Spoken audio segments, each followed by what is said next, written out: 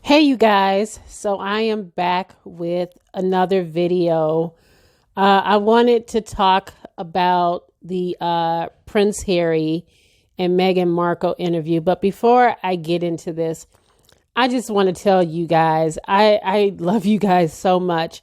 You made me feel so supported and so much better after I posted my video earlier about basically what I've been dealing with my granddaughter moving about an hour away. And a lot of you chimed in just to offer your support. A lot of you guys knew exactly what I was going through because you've had similar experiences. So I thank all of you. I thank every last one of you who chimed in just to show your love and show your support. I appreciate it. I got a chance to video chat with her maybe about 40 minutes ago. And we were, just going back and forth. I was just watching her. And then when I was trying to get off the phone, not that I wanted to get off, but I was like, bye bye. And she started to cry. And so I sat there and I read a book to her. And so I told her mom, well, we'll just pick a time where, every other day or however you want, we can do where I can just be and just read to her the quiz. I used to read to her every single night. Every single night I would read to her before she went to bed. So I want to just keep some kind of something constant and consistent for her. I think that'll help her as well because she did not want me to get off of that phone with her. And so she misses me too. She misses me too. But I want to just thank you guys for your support.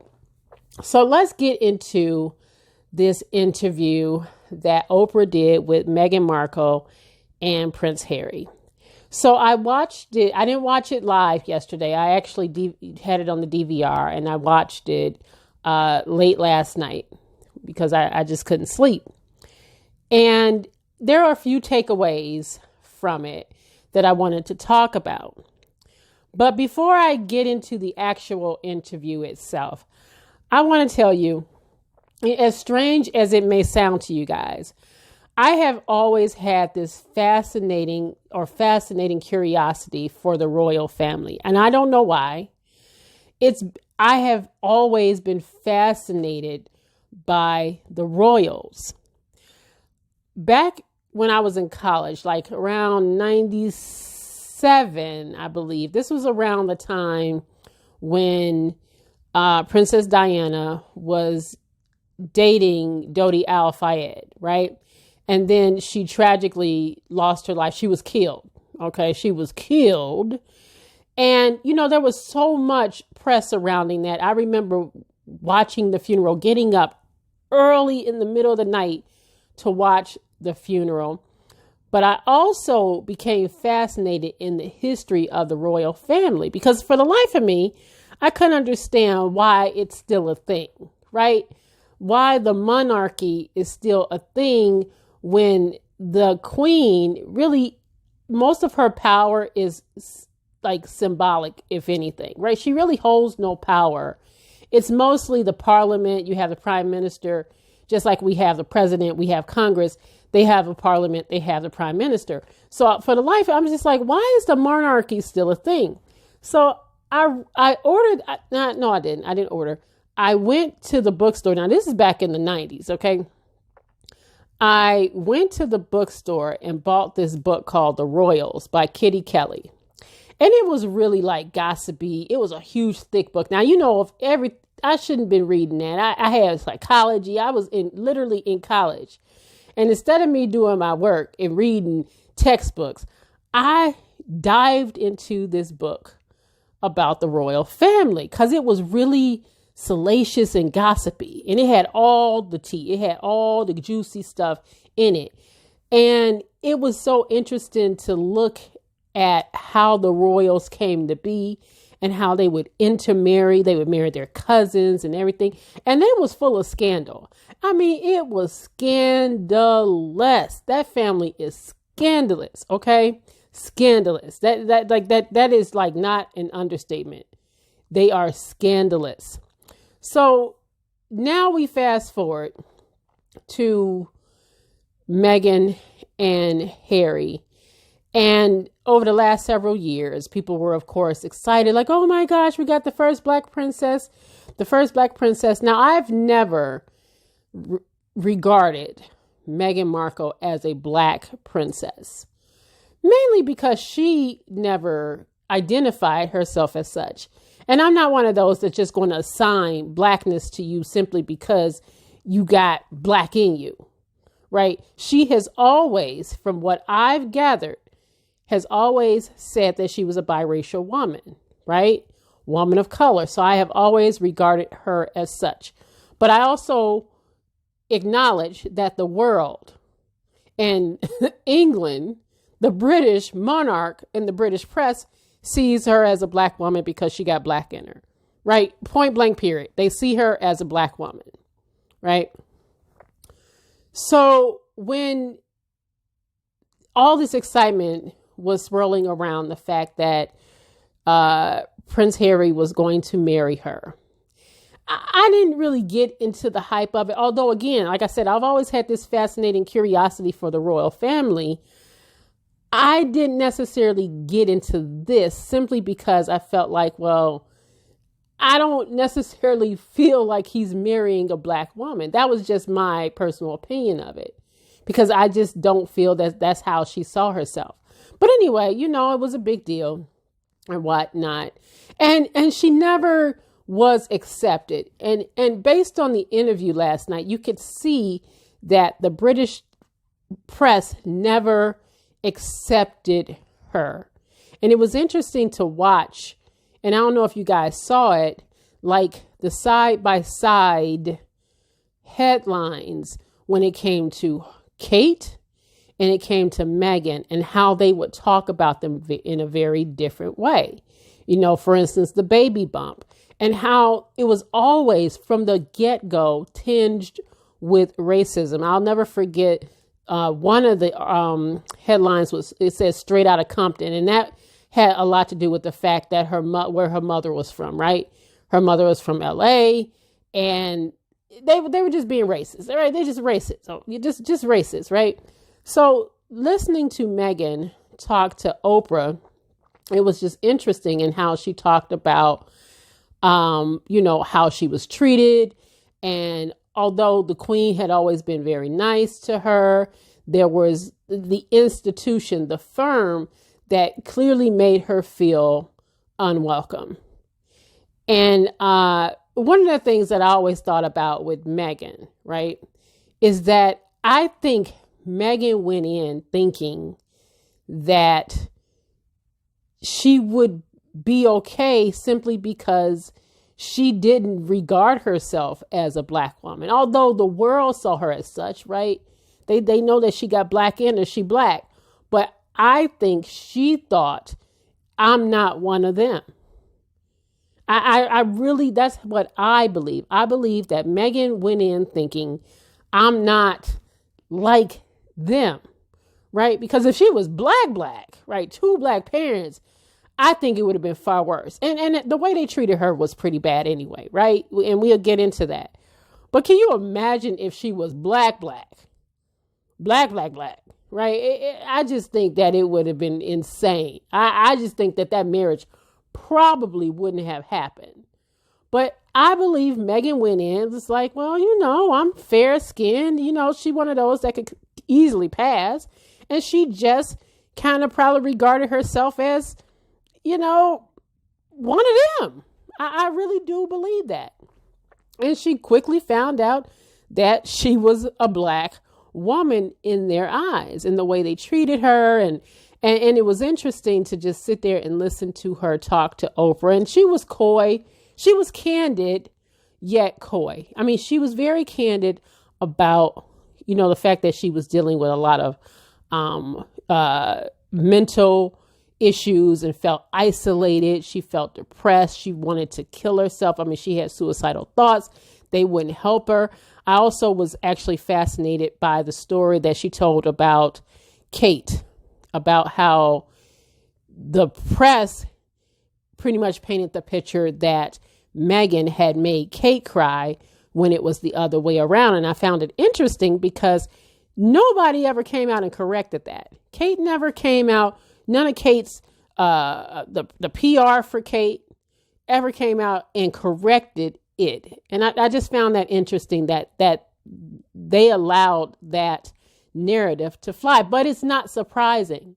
It is absolutely not surprising. Again, because I read that book, The Royals, many, many, many years ago, there's a lot of the events in that book, right, is tinged with racism. So it is not surprising to me at all that all of this is happening at all.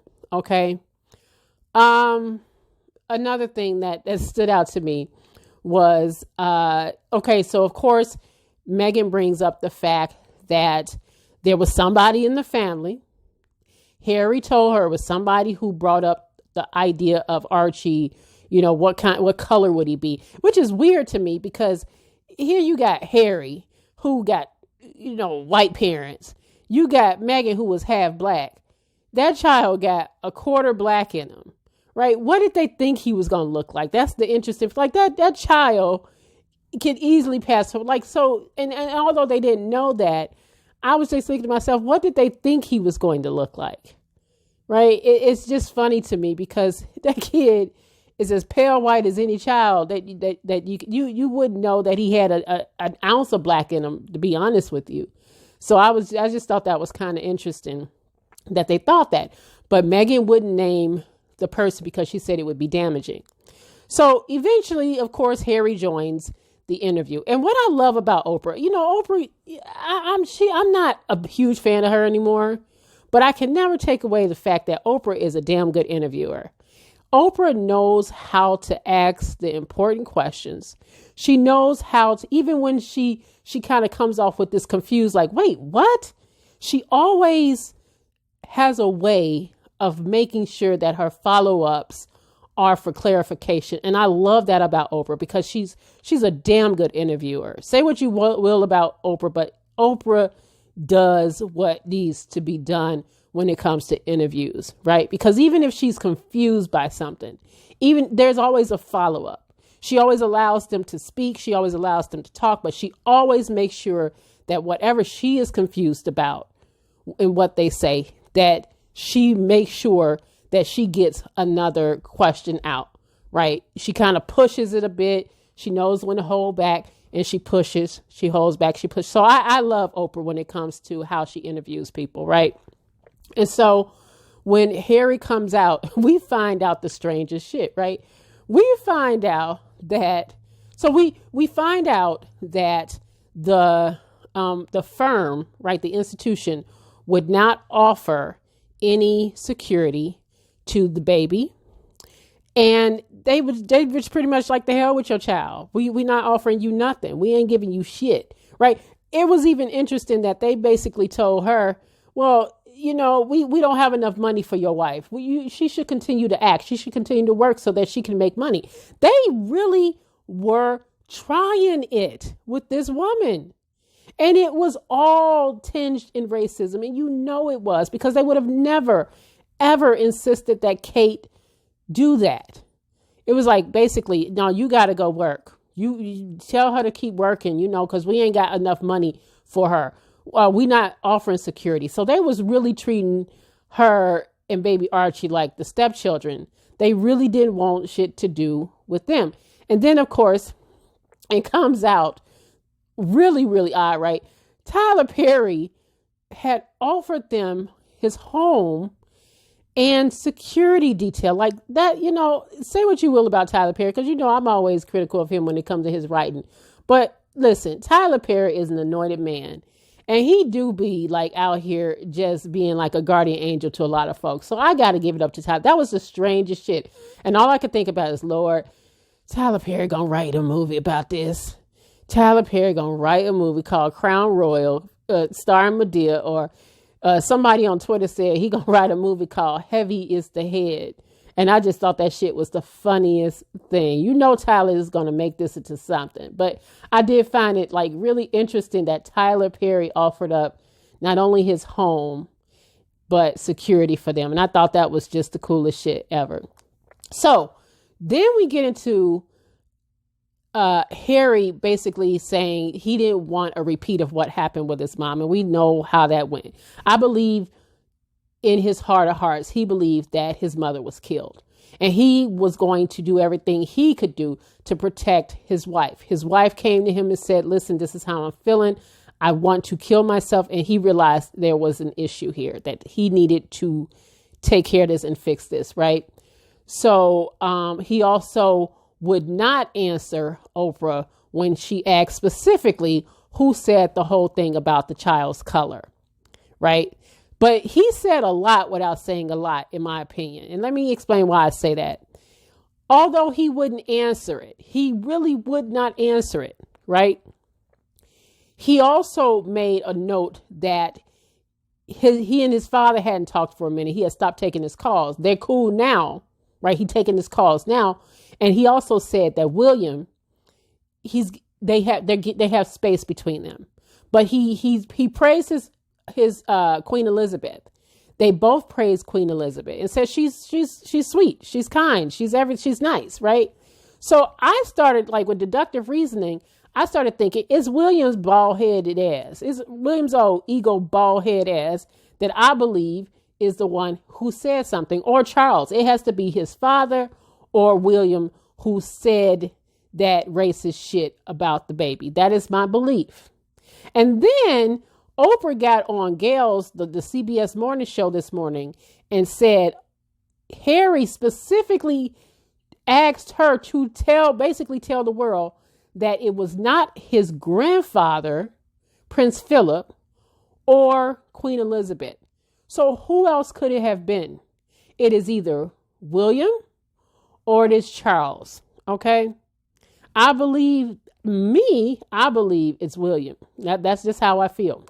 But it could be either of them, because the way he was talking last night, he didn't even want to approach it. He didn't even want to talk about it, which made me feel like he was so hurt by it.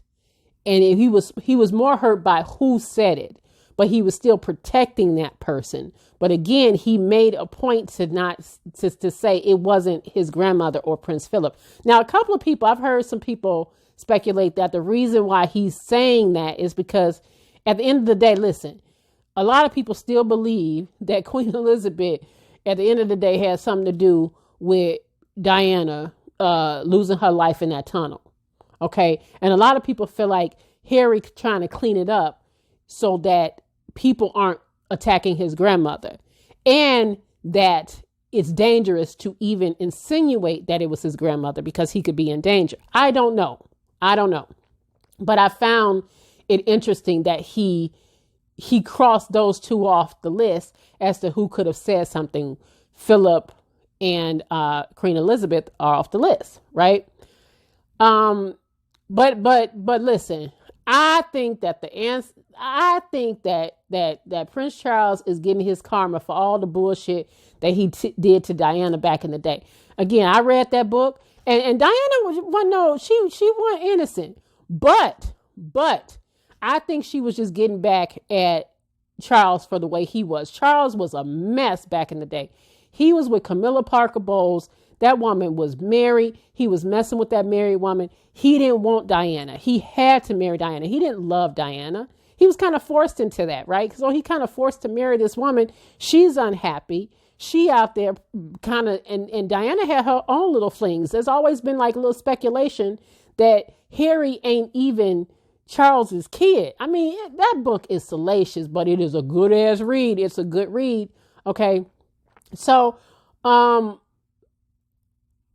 I think that Charles's karma in all of this is that his ass, I honestly don't think that he's going to ascend to the throne. I think that his ass will never make it to the throne. Cause listen, his mama ain't going nowhere. Queen Elizabeth will not kick the bucket. She is still going strong. That woman looked healthy. She looked good. She ain't going nowhere. So I would be surprised if he actually makes it up to the throne. I do. He been waiting for his mama to croak forever, and she ain't going nowhere. Even Philip, hanging on. And you see how decrepit and old he looked. All right. And I think that Meghan's mama's black ancestors are plucking the hairs out of William's head one by one for all the bullshit that he's done.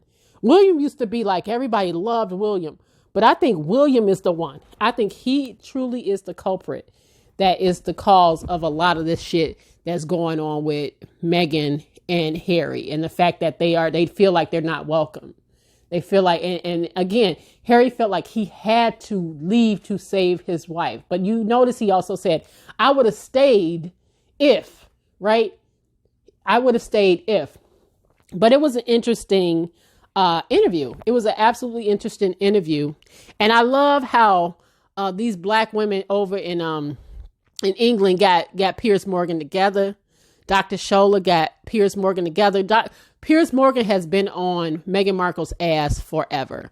And I am so glad that they gathered his ass this morning on the morning talk show. They got him together.